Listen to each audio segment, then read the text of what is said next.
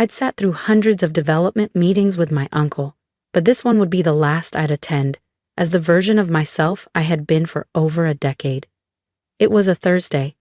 We were reviewing the Bayview Market site timeline when he looked up, calm, professional, and said, "Leona, you're not leadership material."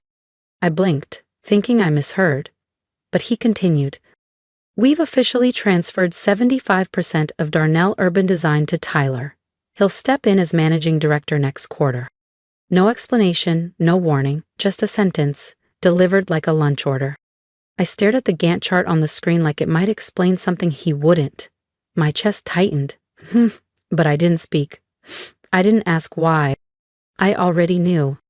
Tyler, with his slick confidence and empty calendar, was visionary. I was reliable, tireless, grounded. Just not captivating. The rest of the meeting blurred into static. Notes on account shifts, a new design initiative, marketing pivots. I nodded when expected, jotted down tasks I wouldn't follow up on. Back in my office, I closed the door and sat in silence.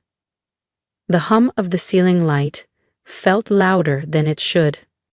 I stared at the dark monitor in front of me. 10 years. 10 years of first in, last out, late nights, missed holidays, all traded for this. An erasure dressed up as a decision. I opened the bottom drawer and looked at the small bottle of whiskey I kept for long days and difficult clients. My hand hovered, then paused. I didn't need to numb this. I needed to remember it. The moment, the sentence, the betrayal. Because the next move wouldn't be theirs. It would be mine. I thought back to crawling under my uncle's workbench, the smell of drywall and cedar on his jeans while I sketched on old floor plans. I could read blueprints before I learned cursive.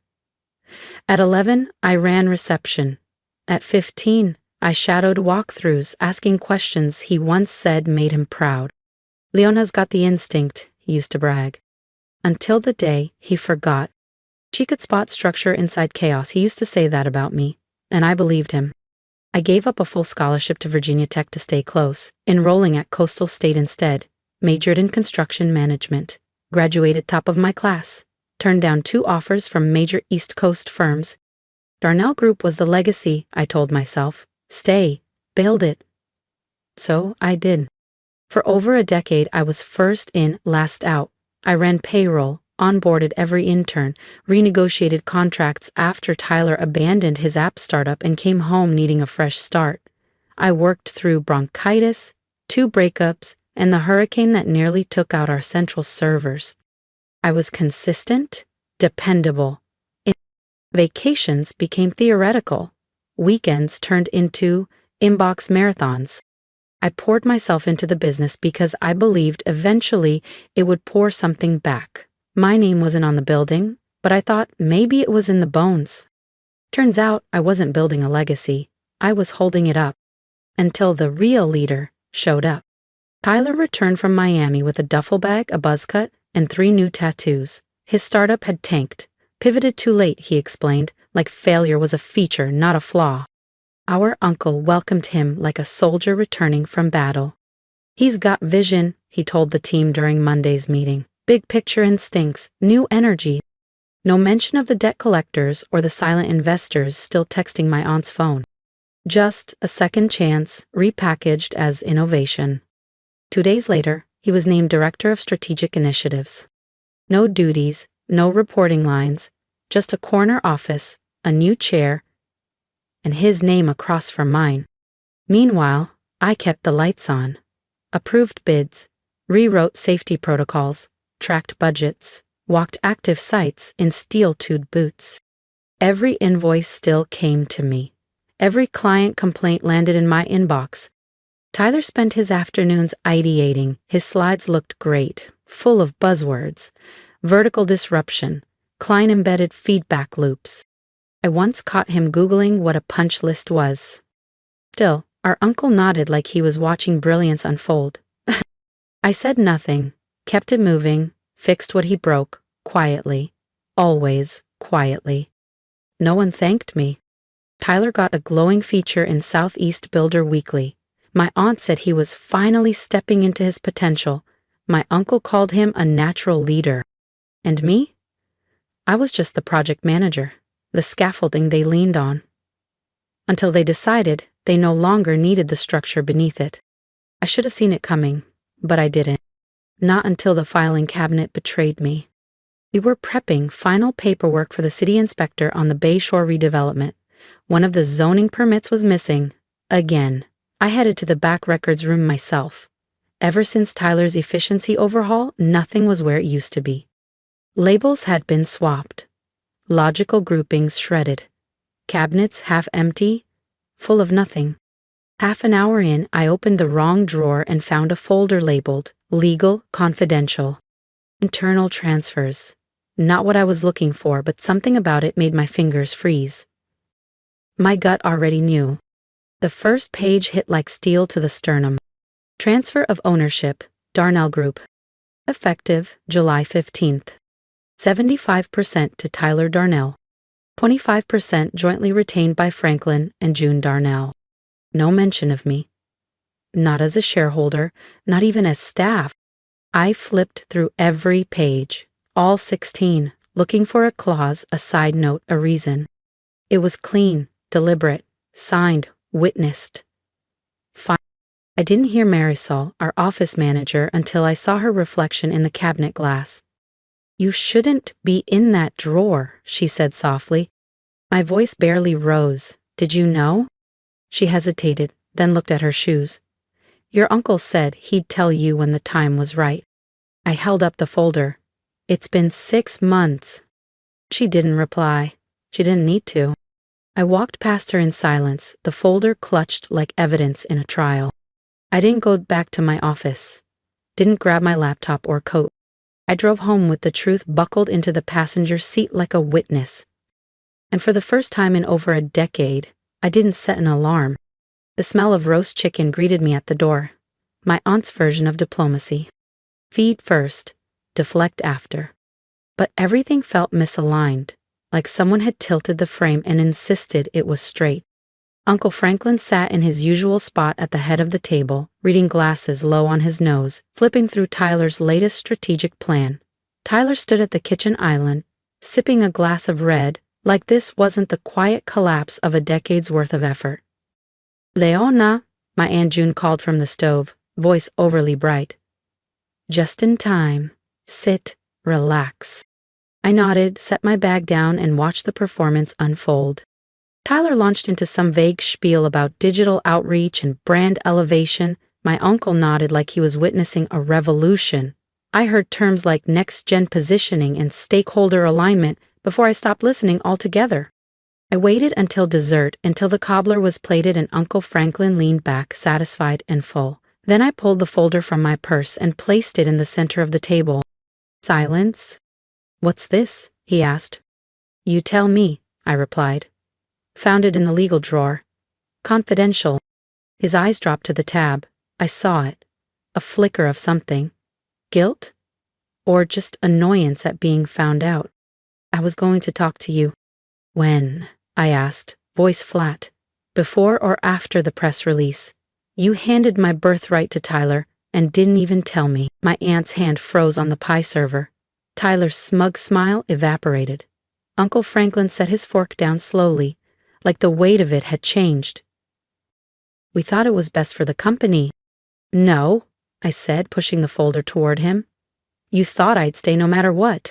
I stood, grabbed my coat, and walked out. The folder stayed behind. I didn't return Monday. Or Tuesday. No one called. Not even Marisol. Maybe they thought I needed space. Or maybe they knew. By Wednesday, I logged into my email, hopefully for the last time. I drafted my resignation with the precision they used to praise me for. Effective immediately. Please direct all matters to Tyler Darnell. No sign-off, just Leona. Then I set my out of office. I am no longer available. If you've ever been underestimated or quietly pushed aside, subscribe now, because Leona's just getting started, and in the next chapter, the ones who erased her will discover she never needed their permission to lead. Then I shut the laptop and slid it into my drawer. That night, I drove to the Darnell Group office long after everyone had gone home. The parking lot lights stretched shadows across the asphalt, and I walked through the quiet building like I was visiting a ghost version of myself.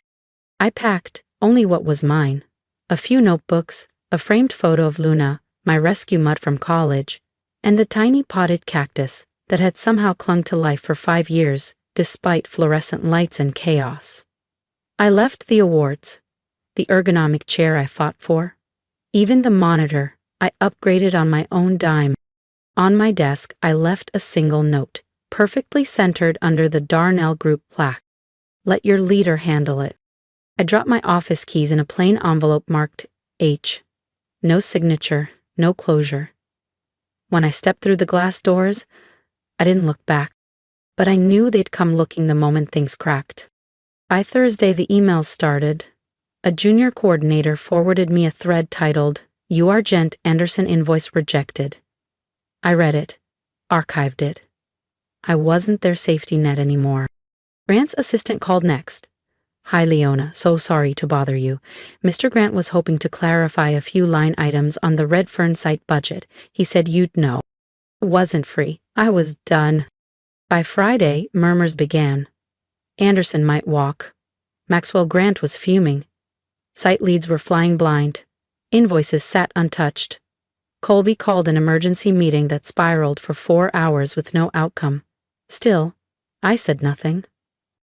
Every ping was a quiet reminder they'd built a castle with no architect. I didn't need revenge. I just had to be absent. That's what made it elegant. Saturday evening, Maxwell called my personal line.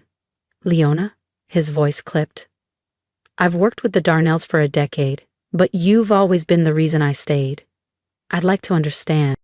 I played it twice, then muted my phone. Later, another message. My father's voice, tight, tired. "Leona, Grant's threatening to walk. Colby's out of his depth. We need you in the office Monday. Please." Just a click at the end, nothing more. No apology, no ownership, just panic. I didn't respond.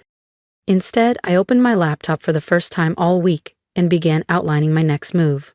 Not for them.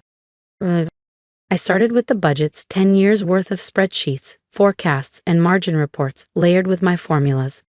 Then came the project timelines, Gantt charts, delivery schedules, subcontractor pipelines. Every system I'd built from the ground up. Next were the client files, not the contracts, but the intangibles, preferences, pain points, their kids' names, the kind of trust no CRM could manufacture. By Sunday night, I had over 20 pages. I titled it Operational Legacy, Leona Darnell. No proprietary data, just the framework, just the proof. Monday morning, I drove across the river to Whitmore and Sloan, our once rival firm now leading the green build market. Their managing partner, Helena Whitmore, greeted me with the kind of handshake you only offer to someone you're already betting on. "We've followed your work for years," she said, flipping through my portfolio. "Frankly, we're surprised Darnell let you go." I didn't reply. I didn't need to. The offer came quickly. Chief of Field Operations, full autonomy, profit sharing, 8 weeks off annually, mandatory. I told her I'd review everything with my attorney. That afternoon, I met with Michaela Tran, my college roommate turned employment lawyer. We spread the documents across her dining table. She marked clauses in red, flagged vague language in blue. "This is clean," she said. "Better than most. You've got leverage." I nodded. The woman I used to be might have hesitated, still craving validation. But not anymore. That night, I emailed Helena. I hadn't signed yet. But my hands didn't shake when I typed, "Let's discuss this over lunch." So I wasn't surprised when the doorbell rang.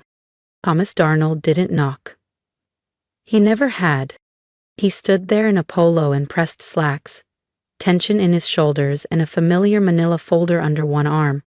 No small talk, no smile, just desperation. "We need you back," my father said, folder in hand. "Delano's threatening litigation. The crews are scattered. Your brother's in over his head." I stepped aside to let him in. not out of politeness, but because I wanted to hear every word of the pitch. He laid it out like a transaction: raise, title bump, bigger office. Chief Operations Officer, he offered. Full autonomy, we can lock it in by Friday.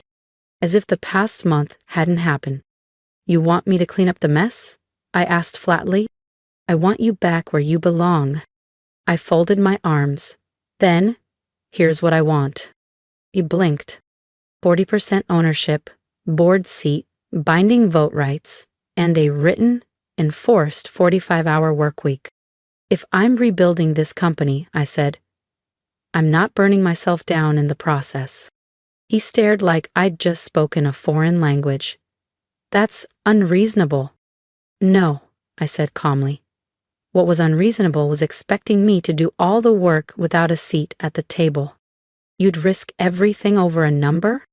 I'm not risking anything, I said. You are. He didn't argue, just stood there, folding the edges of his offer back into the folder, finally realizing the leverage had shifted. You have 48 hours, I told him. After that, I signed with Edgewater and Lowen. He didn't say goodbye, just left. At noon sharp the next day, I walked into the Glasshouse Bistro. My mother, my father, Colby, and our lawyer were already seated. Harold slid the agreement toward me, but I raised a hand. Colby's eyes met mine. I owe you an apology, he said, voice low. You made it look easy. I thought I could fake it. I was wrong. My mother nodded. We all were. Then Dad cleared his throat. I thought you'd always be there, he said. That was my mistake, my father said. I didn't flinch, didn't smile, just laid it out. I want 35% ownership, transferred from Colby, equal board votes, co-leadership, operations for me, creative for him, and I want a 45-hour workweek policy for all execs in writing. Harold, our attorney, nodded and slid the draft across the table. Those terms are reflected here. I read every word, no emotion, just clarity. Then I signed. Colby followed. My mother. Finally, my father. The silence that followed wasn't awkward. It was honest. For the first time, everything was in its place. 1 month later, I walked into Darnell Group, not as the backup plan but as chief operating officer and co-owner. My office wasn't flashy. It was functional. It was mine. I rebuilt operations from the ground up, streamlined reporting, restructured the field chain of command. By week 3, client response time was up, site delays down, and staff turnover slowing. Colby stuck to his strengths: clients, pitches, handshakes. And when he didn't know something, he asked. That alone told me everything had changed. After a board meeting, Dad lingered. You were always the leader, he said quietly. I just couldn't see it. I didn't thank him. I just nodded and walked out. If Leona's story resonated with you, don't forget to subscribe to the channel. Your support reminds me that quiet strength is worth sharing. Leave a comment below. What would you have done in my shoes? What have you built when no one was watching? I spent years proving myself to people who never looked. But here's what I've learned. You don't need permission to lead. Just clarity, courage, and the conviction to take the first step. If you're holding things together behind the scenes, don't wait for recognition. Build your own foundation.